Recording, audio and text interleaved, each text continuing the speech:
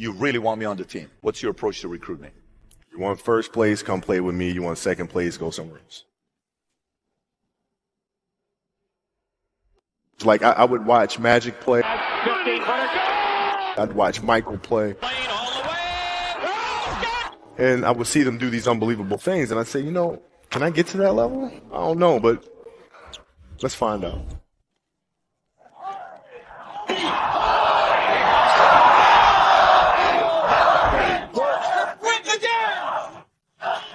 That's why he's the best player in the game. Everything was done to try to learn how to become a better basketball player. Everything.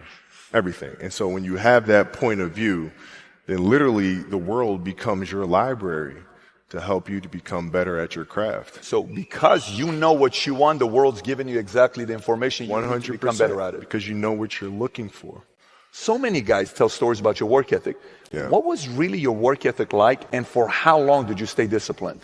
Well, I mean, every day. Since 20 years. It was an everyday process, and trying to figure out strengths and weaknesses. For example, jumping ability. Now, my vertical was a 40, it wasn't a 46 or a 45.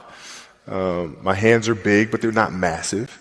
Right? So you got to figure out ways to strengthen them so your hands are strong enough to be able to palm a ball and do the things that you need to do. Quickness, I was quick, but not insanely quick. I was fast, but not ridiculously fast. Right? So I had to rely on skill a lot more. I had to rely on angles a lot more. I had to study the game a lot more. And but I enjoyed it though. So like from the time I can remember when I started watching the game, I studied the game and it just never changed. It's a good separation for me, emotionally, to be able to put myself in a place where at practice or when I'm training or during games, I switch my mind to something else.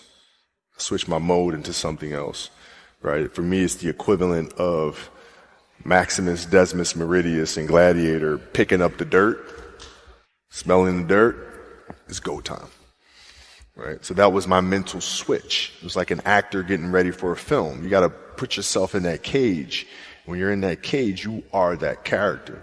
And then when you leave there, it's something completely different. But when I'm in that cage, bro, don't touch me. Don't talk to me. Just leave me alone. How did you get mentally and emotionally so strong where it doesn't bother you?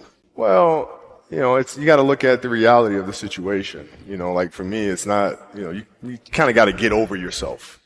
It's not about you, man. Like, okay, you feel embarrassed. You're not that important. Like, get over yourself. That's where you go. Get over yourself, right? Like you're worried about how people may perceive you, and like you're walking around and it's embarrassing because you shot 5 air balls.